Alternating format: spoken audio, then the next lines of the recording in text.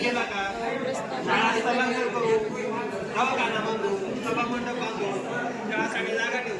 प्रत्यक्षात तिथं कोणती जागा शिल्लक आहे? ग्राउंड कुठं आहे? शाळा कुठं घ्यायची? दवाखाना कुठं बांधायचा? सभा मंडप कुठं बांधायचा? कोणी जाऊ पाहिलंय का आतापर्यंत? पाहिलंय का तुमच्यापैकी कोणी जाऊ? हे फक्त बोललो. मग माझं काय म्हणणं आहे, प्रत्येकाला थोडासा त्रास होईल 15 मिनिटाचा.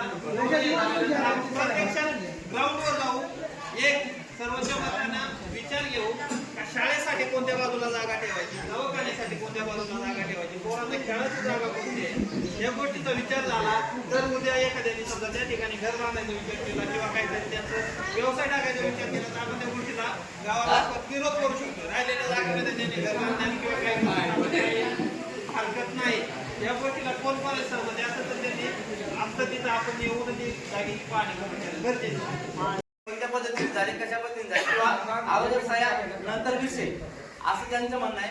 परंतु आपण सगळ्यांच्या म्हणण्यानुसार हा विषय सेन्सिटिव्ह आहे, हा सगळ्यांच्या निदर्शनास असला पाहिजे, सगळ्यांची कल्पना असली पाहिजे असं आपलं म्हणणं आहे. आपल्या ज्या वेळेस विषय लक्षात येईल त्याच्यानंतर आपण ग्रामस्थ ग्रामसभेला उपस्थितीच्या सह्या करू. हे आपल्या गावाचं म्हणणं आहे, असंच म्हणणं आहे आपल्या सगळ्यांचं. ठीक आहे. मग याच्यासाठी आपण एक पर्याय काढू शकतो. आपल्याला कोरम पूर्ण करण्यासाठी अपेक्षित असणाऱ्या सह्यांसाठी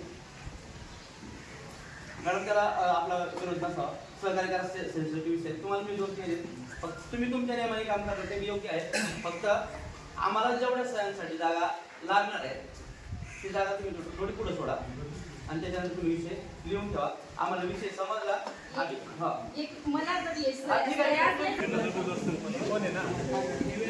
आज ऐका ना तुम्ही, 1 कोटीचा सभा मंडप आलाय, तुम्हाला त्यासाठी जागा कधीच दिसली नाही का तिकडे तेवढी मोकळी पडलेली?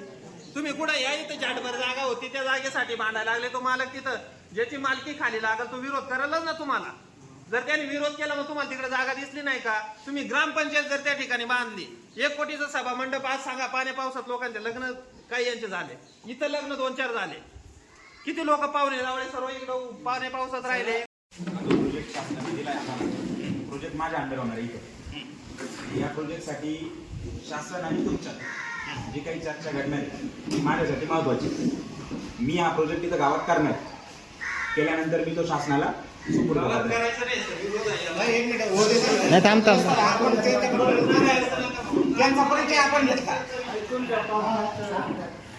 आता गावात या प्रकल्पाला विरोध करण्यासाठीचे जे कारण आहे तुमचे, ते कारण मला कळाले तर ते मी वरती कळवतो. तुम्हाला काही प्रोजेक्ट बद्दल काही तक्रारी असतील त्या सॉल्व्ह करण्यासाठी प्रश्न मला विचारा, मी त्याचं उत्तर देतो. प्रत्येक प्रश्न तुमचं शंका निरसन होत नाही तोपर्यंत त्याचं उत्तर देतो.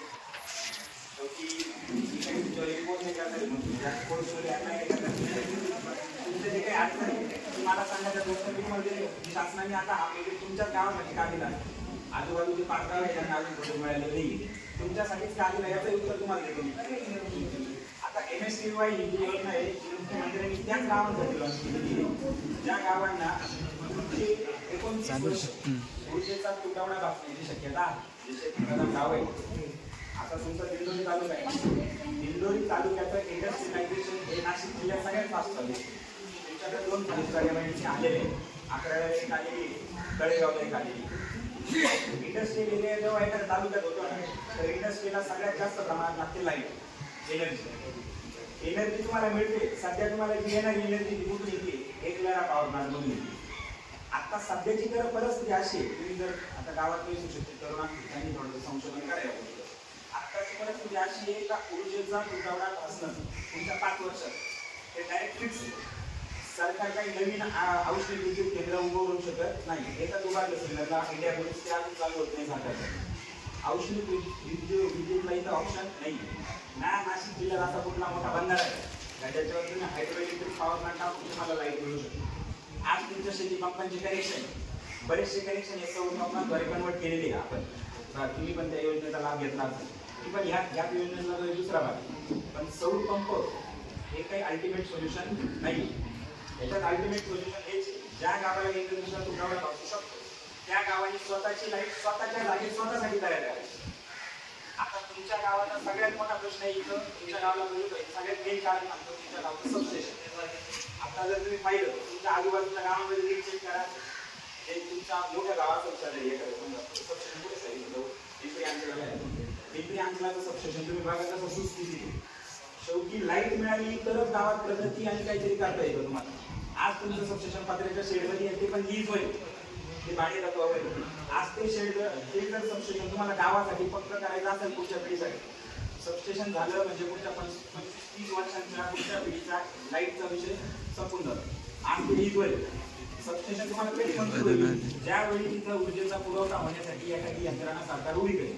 ही सरकारचीच यंत्रणा आहे, ती ऊर्जेचा पुरवठा करण्यासाठी तुमच्या गावाला त्यांनी दिलेली. आज तुमच्या गावाची शेती पंपाचे जे कनेक्शन आहे, आज तुम्हाला लाईट व्यवस्थित येत असतं, पण पुढच्या 5 वर्षात ज्यावेळी तुमचं गाव कोकरा अंतर्गत आहे, सरकार फार सूक्ष्म पद्धतीने याचा विचार करेल. उद्या तुमच्या गावात 50% लोकांनी शेड टाकला, त्यावेळी तुम्हाला काय लागणार आहे? एक्सेस एनर्जी लागणार आहे, एक्सेस लाईट लागणार आहे शेड नेटला. ती एक्सेस एनर्जी आज तुम्ही तयार करून करणार आहे, लाईट तुम्हाला लागणार आहे. ती तयार होण्यासाठीचा हा प्रकल्प आहे. त्याला सहमती नसणं, विरोध करणं हा तुमचा नैतिक अधिकार आहे. पण तो विरोध करण्याचे तुमचे प्रश्न काय ते मला सांगा, मी त्याचं उत्तर तुम्हाला देतो. माझं फक्त एकच मत राहील, याच्यात कुठल्याही प्रकारे गावची जमीन बळकवणे, कब्जा करणे किंवा ती परमनंटली त्यांच्या नावावर करून घेणे हा कुठलाही शासनाचा उद्देश नाही. ही शासनाची जमीन शासन भाडे तत्वावर ग्रामपंचायतीला दाखवण्यासाठी भाडे तत्वावर 29 वर्षाचा करार होणार. त्या करारावर ती जमीन 29 वर्षांनी तुमची जमीन अतिक्रमण मुक्त तुमच्या ताब्यात परत दिली जाईल, हँडओव्हर केली जाईल. ते तुम्हाला शासन सांगून देईल. आता हे माझा भाग म्हणजे मला जेवढं शासनाने सांगितलं तेवढं मी बोलून जातो. आता बाकी ज्यांचा विरोध करणारे काही प्रश्न असतील, मला काही प्रश्न मांडा मी उत्तर देतो. आपलं गायरान बाकी आपले गायरान किती शिल्लक आहे सरपंच साहेब? मी उत्तर देतो. तुमचे गायरानचे 2 गट, एक आहे गट नंबर 9, एक आहे गट नंबर 8. गट नंबर 9 आहे 11 हेक्टर 44 आर. त्याच्यापैकी अतिक्रमण झालेला एरिया आहे जवळपास 7 हेक्टर. उर्वरित एरिया तुमच्याकडे किती आहे? 4 हेक्टर 85 आर. म्हणजे 4-85 थोडं जास्त आहे, एखादा हेक्टर जास्त आहे. हे अहवाल मी दिलाय. महसूलचे अधिकारी इथं आले होते, त्यांनी पाणी केली, त्यांचा स्थळ पाणी अहवाल त्याच्यावरती पाहिजे. सरपंचांना मी ऑलरेडी तुमच्या आधी तुम्ही सांगितलं, जर तिथं क्रिकेटचं ग्राउंड असेल आणि मुलांची गैरव्यवस्था होणार असेल, तुमच्याकडे गावठाणची जी जागा आहे त्याच्यात तुम्हाला तुम्ही कोणती जागा द्या, मी तुम्हाला सुस्थितीत ग्राउंड स्टेडियम तयार करून देतो.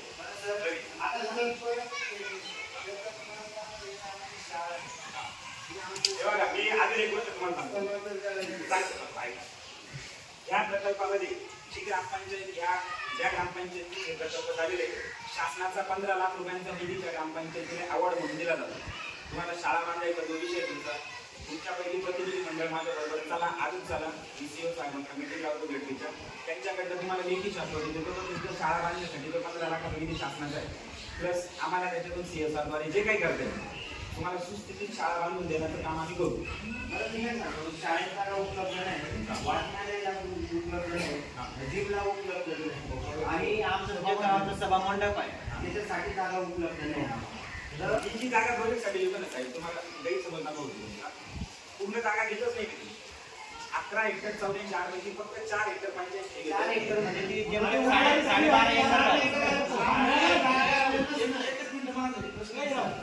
समजा मग ग्रामपंचायतीची जागा का बरं पाहिजे? ग्रामपंचायतची नाही घेते बघा. हा प्रोजेक्ट शासनाचा आहे, शासकीय जागेवर झाला पाहिजे. शासनाचा म्हणणे तुमचा एरिया आता तुमचा प्रायव्हेट मध्ये करू शकतो.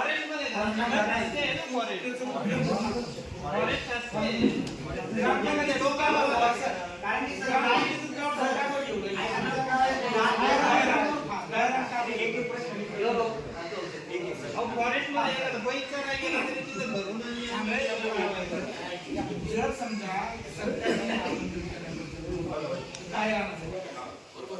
गायरानच का बरं घेतला? फॉरेस्टची का बरं नाही? फॉरेस्टची जागा किंवा एखादी खासगी का बरं नाही घेतली?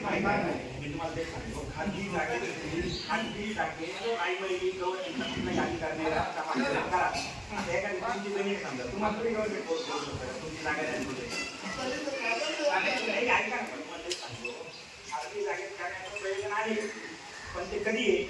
जर गव्हर्नमेंटला तिथं दिसलं की गायरान ह्या ग्रामपंचायतीला गायरान शिल्लक नाही तर यांना इलेक्ट्रिकची गरज आहे, तर आमच्यासारख्या डेव्हलपरवर सरकार येतात. तर तुम्हाला जर पटलं तर तुम्ही खाजगी जागेत का पण आता इथं आम्ही सरकारला असं डायरेक्ट बोलू शकत नाही. मला तेवढे चांगले, मी खाजगी जागेत केला, मला खाजगी जागा मिळाली ना, आता एक तुम्ही सांगा, मी प्रस्ताव मांडतो, माझ्यासाठी चांगले, मला या 10 सरकारी परमिशन काढण्याकरता मी खाजगी जागेत एक माणसाला देतो दिला, मी त्याच्यात करायला मला काही प्रॉब्लेम नाही. तुम्ही मला जागा द्या, तो प्रस्तावही मांडतो. पण विषय काय असतो, गव्हर्नमेंटचं म्हणतात, जोपर्यंत मला माझी जागा दिसली तोपर्यंत मी तुला हे नाही सांगितलं का तू खाजगी जागे. आता गव्हर्नमेंटकडे तुमचा हा मुद्दा मांडण्यासाठी 2 वेळा आपण ग्रामसभेत नियोजन केलं. मागच्या वेळी संख्या पाहिजे तेवढी नव्हती, आता बऱ्यापैकी संख्या आहे. मागच्या वेळी मला माझी संख्या करता नाही आला, आता मी करतो. आता तुमचा प्रश्न मी सॉल्व्ह केलाय मला वाटतं. तरी तुम्हाला काही डाऊट असेल, मॅडमला इतक्यात बोललो, तुमचा 10-15 जणांचं प्रतिनिधी मंडळ आजही माझ्याबरोबर चला भेटीला. तुमचा नेक्स्ट टायमाची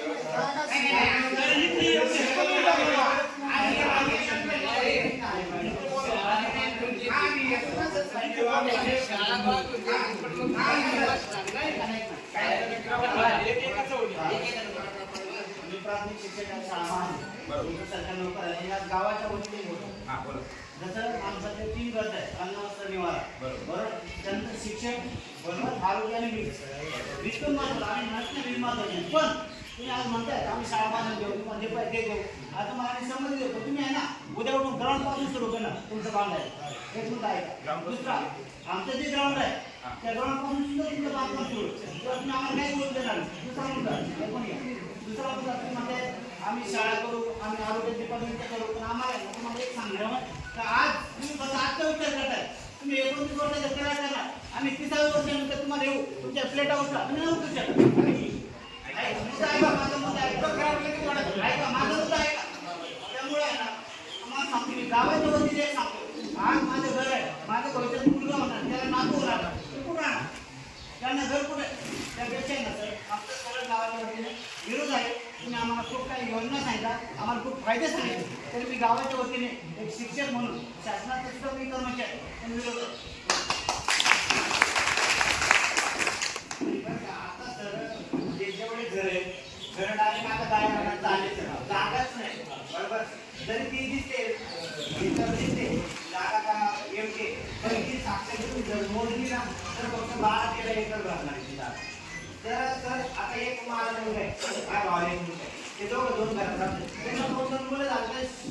सर खरंच सांगतो का काही लोकांना जागा नाही बांधायला, भविष्यात आम्हाला शाळा विषय आज आपल्या समोर तुमच्या समोर उतारला आहे. शाळा आहे इथे 1 ते 8 विद्यार्थी आहे. शाळेमध्ये 300 विद्यार्थी, आज तुम्ही 300 विद्यार्थी मैदानावर उभे केले तरी विद्यार्थ्यांना जागा मिळू शकते. आज आपल्या डोळ्यासमोर आज इथे या सभामंडपामध्ये फक्त 100 लोक बसतो. गावाची लोकसंख्या 1200 ते 1300 मतदार आहेत. विदाऊट मतदान आलेले धरण्यात आम्ही 2 ते 2,500 गावची संख्या आहे. तरी आमचं सर्व एखाद्या कार्यक्रमासाठी दवाखाना, या ठिकाणी दवाखाना 10-15 वर्षापूर्वी दवाखाना होतो, उपकेंद्र होणार होतं, त्याला जागा नव्हती. आज तो दवाखाना आमच्याकडे होणार आहे, त्याला सुद्धा आमच्याकडे जागा आहे. आणि तुम्ही म्हणता का या ठिकाणी आमच्याकडे जर तुम्ही म्हटल्याप्रमाणे 7.5 हेक्टरवर अतिक्रमण राहिलेली 4.5 हेक्टर जागा जी आहे त्यात तुमचा प्रोजेक्ट होतो. त्या 4.5 हेक्टरमध्ये आज आमचं खेळाचं मैदान आहे. गाई बैल ढोरं सगळ्यात याच्यामध्ये वृक्षारोपण केलेलं, त्याच्यामध्ये आमच्या बाकीचे गावातले जे लोक आम्हाला जागा शिल्लक राहत. गाय चारण्यासाठी सिव्हिल ग्रामपंचायतीत प्रॉब्लेम झाला होता पहिल्याने नावाचा, पुढे चारण्याचा त्यांचा प्रश्न होता. कलेक्टर साहेब पहिलं महत्वाचं आमचं असं आहे की आमच्या गावामध्ये प्राथमिक शाळा आहे. शाळेमध्ये एकूण विद्यार्थी संख्या 300 ते 350च्या दरम्यान आहे. तर किती आपल्याकडे विद्यार्थी संख्या मुख्याध्यापक आमच्याकडे 300 विद्यार्थी संख्या. माध्यमिक शाळा आहे, त्या माध्यमिक शाळेमध्ये 150 पोरं आहे.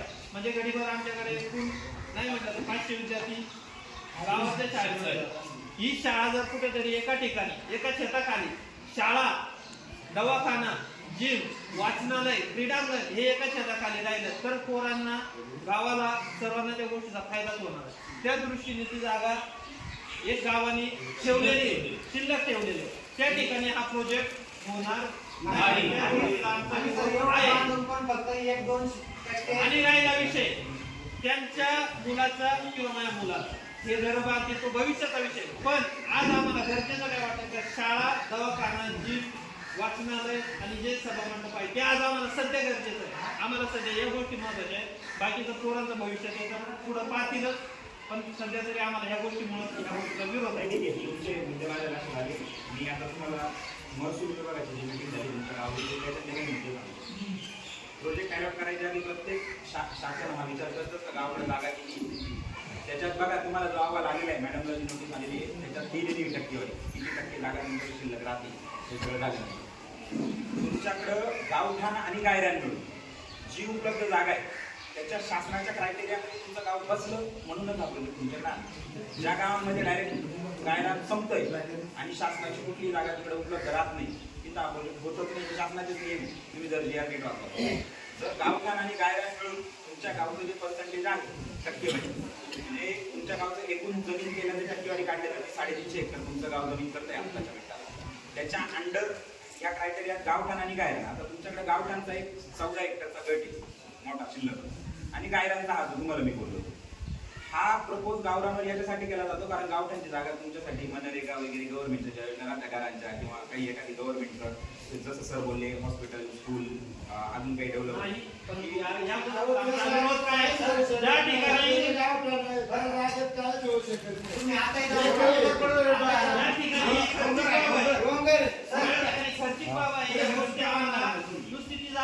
करण्यासाठी जेवढं आमचं एखादी इमारत होईल तेवढं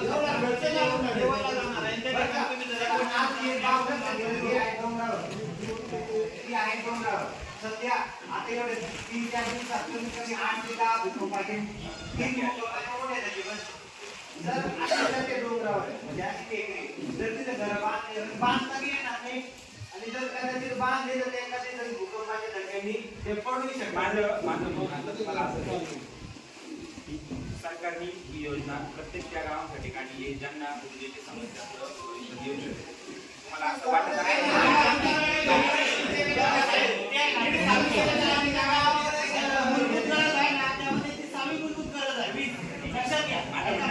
माझं म्हणणं प्रश्न उत्तर होता अन्न वस्त्र निवारा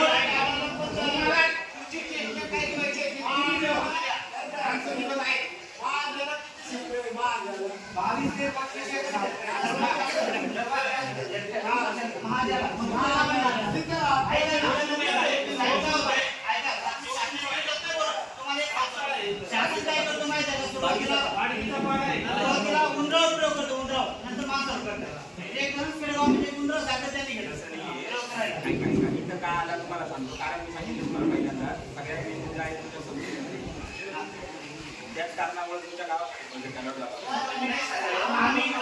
त्या गोष्टीला समर्थ आहे ना आपल्या शिक्षण आणि आरोग्य गोष्टी महत्वाच्या आहेत ना किंवा भविष्याचे जे कुटुंबाचं आम्हाला स्थलांतरित करायचं आहे ते आम्हाला महत्वाचं आहे. वीज आम्हाला महत्वाची नाही म्हणजे आमचा नाही पुढचा मुद्दा तुम्हाला बोलायची गरज नाही.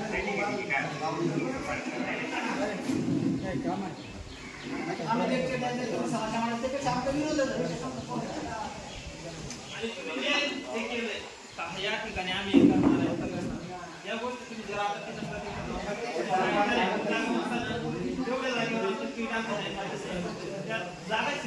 तुम्ही म्हणा क्रीडांगण त्या टेकडाला तुम्हाला प्रश्न आहे तुमचा क्रीडांगण त्या जागी ठेवून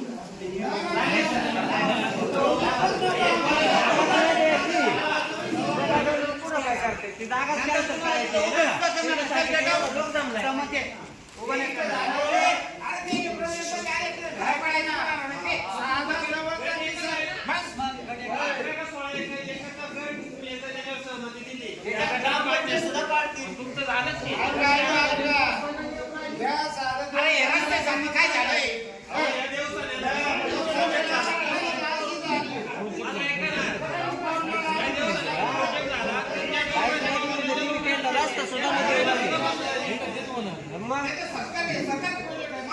आता 500 शेतकरी मरतील ते 500 शेतकऱ्यांना गाव नाही द्यायचे करून घेतो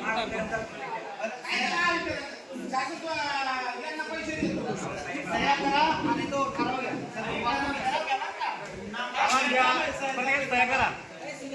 विरोध हा मग त्याच्यामुळे वेळ तुम्हाला झालाय आजच्या बरेच लोक निघून गेले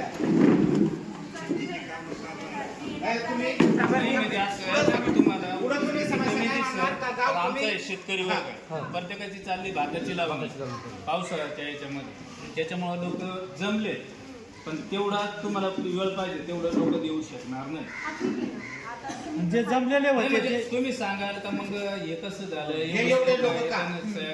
लोक आहेत नाही का घेतले ना? चालू आहे. हा हा, पण बाकीचे लोक आहेत ना नाही, पण- काय हा. कामं चालले त्याच्यामुळे येऊ शकत आम्हाला नाही. माहिती नाही. मी काय होतो आता सह्या करतात पण त्याच्यावरती ठरावावरती काय आहे ते अजूनपर्यंत लिहिलेलं नाही नाही लिहिलेली आधी हे बघा हां. ग्रामसभेचं कसं प्रोसिजर असते की आपण कोरम पूर्ण करतो ओके. कोरम पूर्ण झाल्यानंतर आपण ग्रामसभेचे अध्यक्ष निवडतो आणि मग ग्रामसभेची ही प्रोसिजर अध्यक्ष निवड करायची त्याच्यानंतरचा विषय ना. आता मॅडम तुम्ही मगाशी फोन केला तर मॅडम मला आधीच काय घेऊ द्या कोरम पूर्ण करू द्या. हां. म्हणजे त्या माझ्याशी बोलताना मला फोनवर तुमच्या सगळ्यांची कोणाशी तरी बोलत होते. हां. म्हणजे आधी आपण उपस्थिती कोरम पूर्ण झाला तर पुढचे विषय घेतो ना. शासनाच्या योजना चांगल्या असतात आमच्या त्या गोष्टीला विषय नाही विरोध नाही पण जे काही गायरान आहे त्या गायरान तर ते आम्हाला सर्व गावाच्या वतीने विरोध आहे कारण भविष्यामध्ये येणारे जे शाळा आहे आरोग्य आहे किंवा जो विद्यार्थ्यांना मुलांना घ्यायला जे क्रीडांगण आहे ते त्या ठिकाणी आम्हाला म्हणजे जागा राहणार नाही भविष्यामध्ये होणारी जी काही पिढी वाढणार आहे त्या पिढीला भविष्यामध्ये तिथं जागा राहणार नाही उपलब्ध राहणार नाही त्यामुळे आमचं सर्व गावाचं शासकीय ज्या योजना शासकीय जमीन आहे ती वैयक्तिक लाभ म्हणून कोणालाच मिळणार नाही. सगळ्यात महत्त्वाचं जर तिथे सार्वजनिक करायचं असेल सार्वजनिक शाळा सभामंडप किंवा काही ज्या गोष्टी असतील त्याच्यासाठीच ती जागा राखून राहणार. तुम्ही लक्षात घ्या की तुम्ही आता म्हणाल की शासकीय जागा आहे भविष्यामध्ये आम्ही तिथं घरपोच बांधू तर तसा काही विषय राहणार नाही. वैयक्तिक लाभासाठी ती शासकीय जागा कुणालाही मिळणार नाही. तुम्ही मान्य तुमचा ग्रामसभेचा तो विषय तिथं मी काही बोलणार नाही पण तुम्ही ही गोष्ट लक्षात घ्या की वैयक्तिक लाभासाठी शासकीय जागा दिली जाणार नाही. व शासनाचं घरकुल जरी असलं तरी पण लाभार्थ्यांनी स्वतःची जागा उपलब्ध करायची घरकुल बांधायची हा विषय त्याच्यामध्ये आहे. आज रोजी ती जागा मोकळी आहे तिथं कुठलाही वैयक्तिक लाभ दिला जाणार नाही. ओके त्याला जर जागा उपलब्ध नसते शासनाने घर दिलं त्याने घर बांधायचं पुढे त्याला जर उपलब्ध जागा नसते त्याच्यामध्ये ना दीनदयाळ उपाध्याय ग्रामीण जागा खरेदी योजनामध्ये खरेदीसाठी पण लाभ दिला जातो. ते तुमच्याकडेच परत आम्ही मागणी करणार आहे हा ना, मग ती आम्ही मागणी करणार तेव्हा जर तुम्ही म्हणताय तिथं बांधायचं नाही मग करायचं काय आम्ही त्या व्यक्तीने जागा तो हा विषय नंतरचा आहे पण मी तुम्हाला आता मांडलं की यांनी जे मांडला होता विषय की भविष्यामध्ये आमचे कुटुंब वाढतील काय वाढतील त्यावेळेस आम्ही काय करतो मॅडम एकाच गावाचा विरोध आहे बस विषय सांग ठीक आहे चर्चा करायला माझ्या त्याचा मुद्दा ठरावामध्ये टाका आम्हाला वाचून दाखवा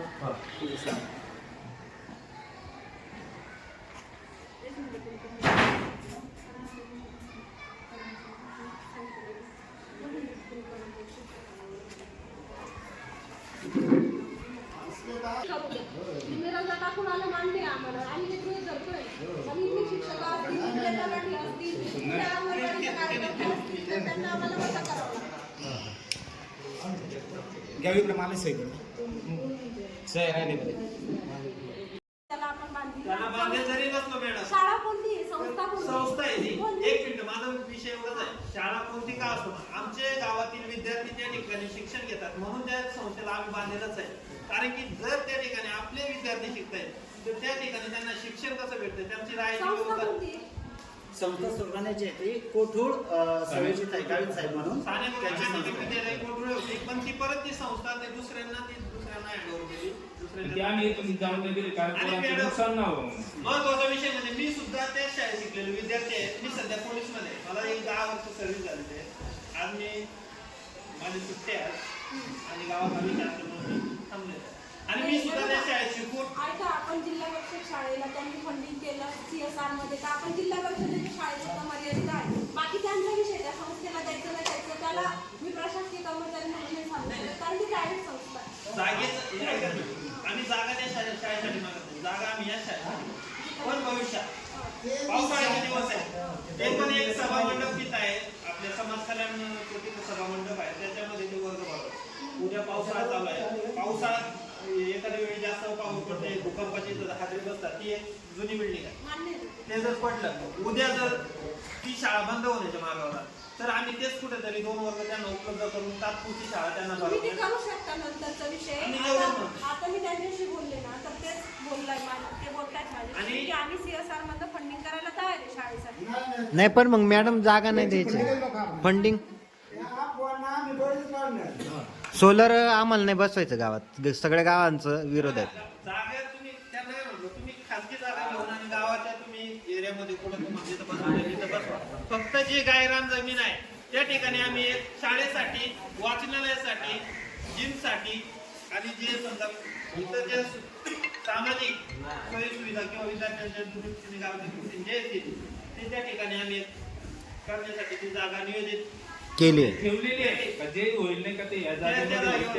त्याच्यामुळं सुद्धा तिकडं बांधून दिले का प्राथमिक शाळा म्हणा, पाहिजे. क्रीडांगण म्हणा, आरोग्य- दवाखाना म्हणा, वाचनालय म्हणा किंवा एखादा सांस्कृतिक तिथं हॉल होईल, तो पण तिथं होईल, जेणेकरून तेच कार्यक्रम सर्व तिथं घेतले जातील याची दृष्टीने येऊ. आणि मॅडम भविष्यात कॉलेज निघलं तर त्याला सुद्धा जागा लागणार आहे. की आमच्या गावामध्ये प्रत्येक घरातला एक ना एक व्यक्ती नोकरीला आहे, म्हणजे बऱ्यापैकी सर्व शिक्षित लोक आहेत आणि ते पण गावातूनच आजूबाजूच्या आश्रमशाळा म्हणा किंवा गावामध्ये शिकूनच ते पुढे आजपर्यंत गेले. तर आमचा काय येतोय, जसं आम्ही शिकून आणि कुठेतरी नोकरीला लागलो तसे आमचे मुलं सुद्धा आमच्या गावातच शिकून ते पण त्यांनी पण पुढे काहीतरी नोकरी केली तर ते आनंदच राहील. आणि जे आम्ही जसं शिकलो त्याच पडक्या वर्ग मुलांमध्ये जर आमचे विद्यार्थी ते मुलं त्याच ठिकाणी शिकतील तर हे आम्हाला ते काही योग्य वाटत नाही. त्यामुळे शाळा सुद्धा चांगली व्हावी आणि यासाठी चांगली जागा राहावी म्हणून आम्ही तिकडे गावाच्या वतीने सर्वांनी नियोजन केलेलं आहे. त्यामुळे त्या ठिकाणी तरी प्रकल्प करण्यास आमचा सर्व गावकऱ्यांचा विरोध आहे. म्हणजे तुमच्या दृष्टीने जरी शासकीय शाळा आहे झेडपीची मॅटर शासकीय करतोय, पण आम्ही समजा विनाअनुदानित आहे म्हणे, बरं त्याला मान्यता नाही, पण आमच्या गावाच्या वतीने शासकीय किंवा विनाअनुदानित आमच्यासाठी तो मॅटर नाही करत, आमच्यासाठी फक्त शाळा शाळा नाही महत्वाची. ती शिक्षण शासकीय आहे किंवा विना अनुदान, पण त्याला फक्त विद्यार्थी आमचं शिक्षण आम्हाला जर त्या ठिकाणी चांगलं भेटतं तर ती शासकीय का होईना. आज तुम्ही इंग्लिश मिडियमचे भरपूर शाळा बघा, खाजगी आहे, पण लोक शिक्षित लोक ते काय करतात, ते खाजगी शाळांमध्ये आपले विद्यार्थी टाकतात. आमच्या काही मुलांनी तिथं दहावीला आहे ना, केंद्रात काही मुलांनी नाही का पहिला नंबर पटवलं. आमच्या इथल्या करंजखेडच्या इथं स्कॉलरशिप पास झाला, नवोदय पास झाला, आज तो पोरगा आहे नाही का बाहेर आहे, बाहेरच्या राज्यात शिकतोय. आज जोपळे सर आहेत, त्यांच्या शाळेतले 15 विद्यार्थ्यांपैकी 14 विद्यार्थी शिष्यवृत्ती परीक्षा चांगल्या मार्कांनी पास झाले. 15 पैकी 14 मेरिटमध्ये. जर आज आमच्या गावातील जे नोकर आहेत ते बाहेर जाऊन आणि एवढं जर चांगलं तिथे हे करू शकतात, उद्या जर आमच्या गावामध्ये शाळा झाली व्यवस्थित, काही सोयी सुविधा व्यवस्थित झाल्या, तेच गावावर नोकरी करतील आणि चांगल्या प्रकारे अजून गावात. साहेब मला एवढंच म्हणायचं आहे का मी जसं महाजे गाव पूर्ण जिल्ह्यात फेमस केलं आहे ना, तुम्ही जर फडवळ मॅडम विचारलं महाजे तर अक्षरशः जोपळे सर हे नाव त्यांच्या समोर येईल कबड्डी व्हॉलीबॉल खो खोमध्ये. म्हणजे मी एवढं बोलतो नाही इथं तर मी म्हणजे कोणता अधिकारी असला तरी मी त्यांना नाही घाबरायचं, कारण माझी गुणवत्ता तशी आहे. मग मी जर तिथं करतो मी गावात का करू शकत नाही. मग मला गावात करायचं आहे, मग गावात जागा पाहिजे आणि म्हणून मग समाज संघटित करायचा आहे. गावाचा एक विचार केला ना सर, तर आज सरपंच साहेब सुद्धा आहे, नाम आहे, मी स्वतः आहे, एक चुलते पण. आमची एक व्हॉलीबॉलची टीम आहे, क्रिकेटची टीम आहे. आजपर्यंत एवढ्या तालुक्यामध्ये व्हॉलीबॉलमध्ये आमच्या गावात अजूनही गार आहे. आज जर आम्ही जर सर्व आमची जर टीम एका बाजूने जर 7 जण करलो तरी समोरच्या जर भविष्यात आम्हाला ग्राउंड शिल्लक नसेल तर आमचं एकूणचं भविष्य म्हणजे सर्व शून्य आहे. शाळेची झाली नाही तर आमचं शिक्षण घेऊन सुद्धा आमचा काय उपयोग नाही. आमचे जर आम्ही इथं गावाकडे हे करायचं आणि पोरांना खाजगी शाळेत जर बाहेर पाठवायचं त्याला काही जात नाही. जर ती शाळा जर आमच्या गावात व्यवस्थित झाली तर आम्हाला ते आमचीच मुलं तिथं शिकतील. तुमची समस्या माझ्या लक्षात आली, तुम्हाला शाळा पाहिजे, शाळेला ती जागा पाहिजे, बरोबर ना, हाच विषय दिला म्हणून तिथं प्रोजेक्ट नकोय. हा त्या ठिकाणी प्रोजेक्ट म्हणजे शाळा नाही सर शाळाच नाही सर हे बा सार्वजनिकसाठी सर आमचं समजा आरोग्य केंद्र झालं, वाचनालय झालं, आणि सर गुरांसाठी चरायला बिलकुल जागा नाही सर. बोलण्यातून मला मुद्दा कळाला. माझी तुम्हाला एकच आता शेवटची रिक्वेस्ट मी कन्व्हिन्स करायची. जसं तुम्ही शाळेसाठी इतका प्रयत्न केले ना, थोडं ऊर्जेसाठी पण तुम्ही व्हायची सजगता जागरूकता, एवढं माझं म्हणणं आहे. एक काम करा, प्रत्येकाला घरोघरी नाही सोलर तर तुम्ही आता आमच्याकडनं फॉर्म भरून द्या. अजून त्याचे फॉर्म भरले घरोघरी सोलर या बाबतीत केंद्र सरकारची योजना आहे, मी काही करू शकत नाही. महावितरणची योजना आहे.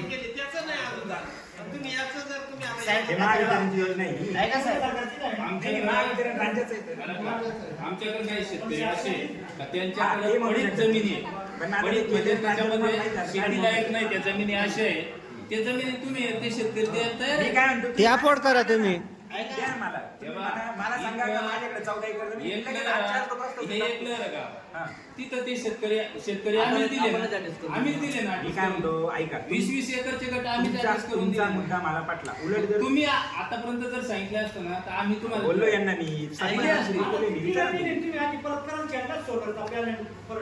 नाही ऐका ना, नाही, तसं एकला तो माझा काही विषय नाही. हा, साहेब, तो खाजगी प्लांट आहे. आपण आहे ना, तुम्ही जर सांगितलं तर आम्ही गावकरी मध्यस्थी करून तुम्हाला खास केल्या मी काय सांगितलं हे बघा. तुम्ही ऐका. प्रोसेस समजून घ्या सर. तुम्ही ऐका साहेब. 2 मिनिटं प्रोसेस ऐका तुम्ही. विश्वास प्रोसेस अशी आहे, महाराष्ट्र शासन म्हणजे देवेंद्र फडणवीस साहेबांचे जे 13 OSD आहे त्यांच्यापैकी एक OSD हा प्रोग्राम रन करतात. CMD ऑफिस मधून याला मान्यता मिळते. CMD ऑफिस LDC सेंटर कळवा जे मुंबईला आहे, जे लोड डिस्पॅच सेंटर आपण म्हणतो, जिथून पूर्ण महाराष्ट्र राज्याचं हे कळतं का कोणाचा लाईटचा लोड किती आहे कोणत्या गावचा, हे सगळं LDC कळवायला असतं. तिथं असतात चीफ इंजिनियर कडनं ते माहिती मागवतात का असे कोणते गाव आहे रे बाबा नाशिक जिल्ह्यात दिंडोरी तालुक्यातले का जे ऊर्जेने प्रभावित होण्यासारखे रेड झोन म्हणतात त्याला. तुमचं गाव रेड झोन मध्ये आलं. जे रेड झोन मधले गाव आहेत तेच उचलून या योजनेत टाकलेले का जे रेड झोन मधले गाव आहेत त्यांना एनर्जीच्या दृष्टीने ऊर्जेच्या दृष्टीने कुठेतरी येल्लो किंवा ग्रीन झोन मध्ये आणायचं. आता तुम्हाला पुढे सांगतो कसं होतं ते. ज्यावेळी ते होतं मग ही फाईल जाते तुमची महसूल विभागात. महसूल विभाग म्हणजे कलेक्टरांच्या अंडर. कलेक्टर त्यांची वैयक्तिकरित्या तहसीलदारांना नोटीस काढतात. नोटीस काढून तहसीलदारांना विचारता या जागेच्या सध्या गायरान जमिनीची परिस्थिती, गावठाण जमिनीची परिस्थिती ही कागदावर द्या. त्या कागदाची नोटीस सुद्धा मी मॅडमला प्रोव्हाइड केलेली आहे, जी तहसीलदारांनी तुमच्या काढली. ते प्रांताधिकारी व्हेरीफाय करतात. प्रांताधिकाऱ्यांनी पण त्याच्यावर ग्रीन सिग्नल दिला का या गावची जी गायरान प्लस गावठाण मिळून जमीन आहे, प्रोजेक्ट झाल्यानंतरही जमीन शिल्लक राहते मूलभूत गरजांसाठी. ज्या मूलभूत गरजा तुम्ही 1 ते 5 बोलले ना त्या गरजांसाठी जमीन शिल्लक राहते असा निर्णय त्यांनी दिलेला आहे. मी नाही दिला, तो तहसीलदारांनी प्रांताधिकाऱ्यांनी दिला. आता काय करतो तुम्हाला सांगतो काय शेवटचं. हा मी तुम्हाला एकच सांगतो का जसं मी सागरचा अन्न वस्त्र निवारा शिक्षण आरोग्य आणि वीज सांगितलं ना, बरोबर. तर आम्ही तुम्हाला एकच सांगतो हा. का मी स्वतः तुम्हाला आम्ही जेवढे शिकलो ना तर चिमणीवर अभ्यास करून शिकलो साहेब. पण आता तुम्हाला जिल्ह्यात आपण टॉपला आहे लक्षात घ्या. तुम्हाला सांगतो तर आम्ही आहे ना विजेचा विषय तुमचा जो आहे महत्वाचा, तुम्ही जो आहे शासन आणि आमच्या मधला जो आहे, तर आमचं महत्वाचं आम्ही वीज नसताना सुद्धा अभ्यास किंवा आरोग्य आम्हाला महत्वाचं आहे. तुम्हाला एकदम मोकळं सांगतो.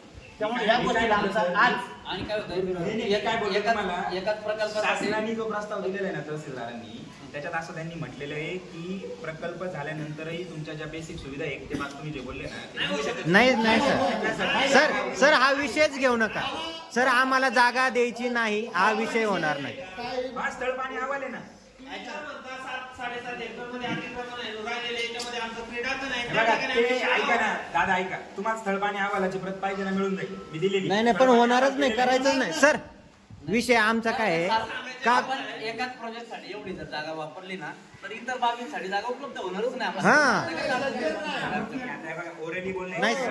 पेपरवर पेपरवर जे आहे म्हणून मी तुमच्या हा. पेपरवर नसतं. आणि सर तुम्ही आता सध्या इथं समजा नाही, आम्ही इथं राहतो, आम्हाला माहिती आहे किती जागा आहे किती जागा नाही असं. आता हे बघा स्थळ पाणी अहवालावर पंच होते 5 जणांच्या गावातल्या सह्या आहेत तुमच्या.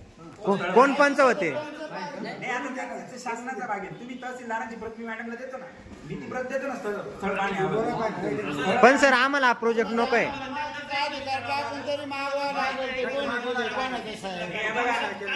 ऐका स्थळ पाणी अहवाल आपण होतो मी काही आलेलो नव्हतो गावात. हा. माझा काही स्थळपाणी अहवालाशी दूरपर्यंत संबंध नाही. ज्यावेळी स्थळपाणी अहवाल झाला त्याच्यानंतरच्या या सगळ्या प्रोसेस. स्थळपाणी अहवालानंतर पॉझिटिव्हिटी आल्यानंतरच आपण पुढे गेलेलो. स्थळपाणी अहवालात त्यांनी निष्कर्ष असा दिलेला आहे की बेसिक सुविधांसाठी गावाकडे जमीन शिल्लक आहे. जर गावाकडे जमीन शिल्लक दिसतीये स्थळ पाणी आवाल्यानंतर शासकीय, तरच मी तुमच्या समोर बोलतोय. नसती तर त्यांनी मला त्यांच्या तोंडामध्ये बसून दिलं. आता एक सांगा, त्यांना एकच सांगा, ग्राम उपलब्ध आहे, परंतु सर्व ग्रामस्थांचा त्या गोष्टीला मी नाही सांगणार ते आता हो सर.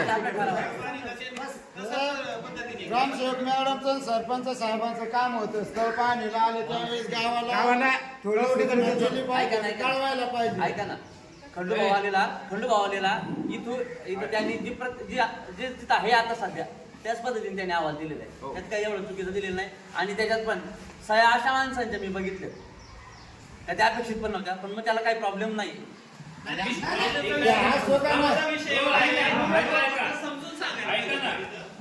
आपल्याला जर आपण रेड झोन मध्ये यांच्या अहवालानुसार रेड झोन मध्ये आपण लाईटीच्या बाबतीत मग आपण एवढं सहकार्य करून एवढं पाठपुरावा करून 220 सबस्टेशन एवढ्या मोठ्या 11 एकर मध्ये घेतलं कशाला?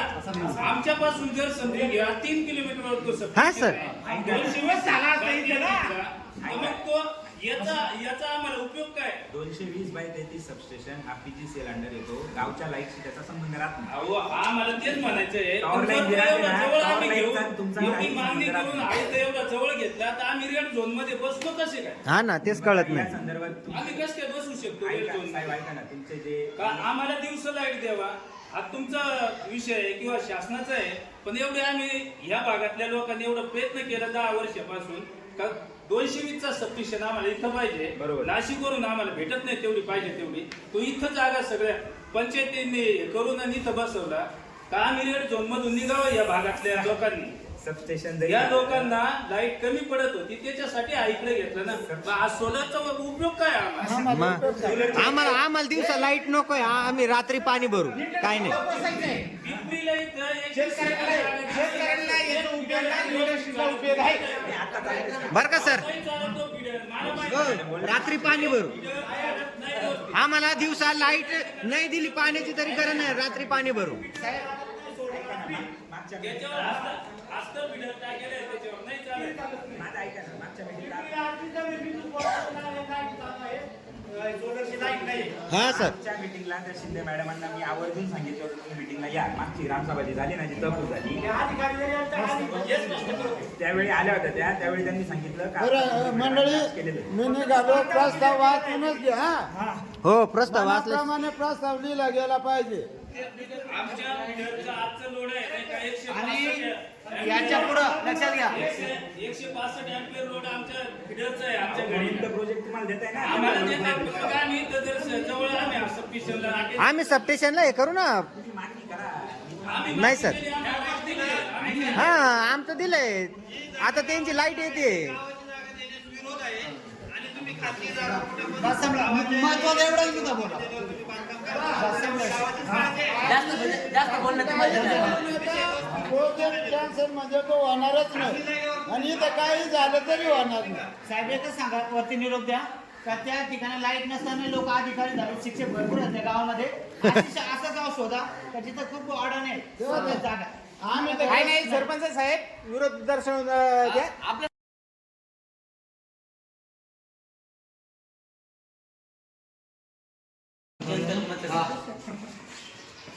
हे बघ 109 ग्रामस्थ उपस्थित होते. 109 ग्रामस्थ उपस्थित असून आजच्या ग्रामसभेचे अध्यक्ष श्री माणिक बंधू जोपळे यांनी उपस्थितांचे स्वागत करून सभेला सुरुवात करण्यात आली. विषय क्रमांक 1, शासकीय जागा मागणी. माननीय मुख्यमंत्री सौर कृषी वाहिनी योजनेअंतर्गत मौजे करंजखेड तालुका दिंडोरी येथील गट नंबर 9चे एकूण जमिनीचे क्षेत्र 11 हेक्टर 44 आर ही जागा नियोजित सौर ऊर्जा प्रकल्पासाठी ना हरकत देण्याबाबत आजच्या ग्रामसभेमध्ये उपस्थित असलेले ग्रामस्थ यांनी अध्यक्षाची निवड करून माननीय अध्यक्ष माणिक बंधू जोपळे हे उपस्थित असून त्यांनी उपस्थित नागरिकांना माननीय मुख्यमंत्री सौर कृषी वाहिनी योजना 2.0 शेतकऱ्यांच्या शेतीपंपांना दिवसा अखंडित व शाश्वत वीज पुरवठा करण्याचे अभियान, शेतकऱ्यांना होणारे फायदे, मागणीप्रमाणे दिवसा योग्य त्या भाराने वीज पुरवठा उपलब्ध होईल, शेतकऱ्यांची किती विजेचा वापर करतात याबाबत माहिती महावितरण विभाग कळवते. तरी या अभियानाअंतर्गत सौर ऊर्जा प्रकल्पासाठी भाडेपट्ट्याने जमीन देणाऱ्या शेतकऱ्यांना 25 वर्षाच्या कालावधीकरता शाश्वत उत्पन्नाचे स्रोत निर्माण होऊन त्यांचा राहणीमानाचा दर्जा व आर्थिक स्तर उंचावण्यास मदत होईल असे मत मांडले आहे. ITR सोलर नॅनोचे प्रतिनिधी श्री प्रभात डावरे हेही उपस्थित असून सौर कृषी वाहिनी व CSR फंडबाबत माहिती दिली. गावातील नागरिक श्री धनराज विश्वनाथ गायकवाड, नामदेव तुळशीराम झोपळे, राहुल रघुनाथ गायकवाड यांनी मत मांडले की आमच्या करंजखेड गावात जीप शाळा, खेळण्याचे मैदान, सामाजिक कार्यक्रम करता सभामंडप, प्राथमिक आरोग्य केंद्र, वृक्ष लागवड, गुरेचरण करणे, घर बांधकाम करणे कामी आमच्या गावाला जागा सार्वजनिक कामी कमी पडत असल्यामुळं आम्ही उपस्थित सर्व ग्रामस्थांच्या मुख्यमंत्री सौर कृषी वाहिनी योजना 2.0 सर्वानुमते विरोध दर्शवित आहोत. सौर प्रकल्पासाठी जागा देणे मान्य नाही तरी याबाबत सर्वानुमते ठराव मंजूर. सूचक मनोज जयवंत गायकवाड, अनुमोदक रघुनाथ पांडू गायकवाड.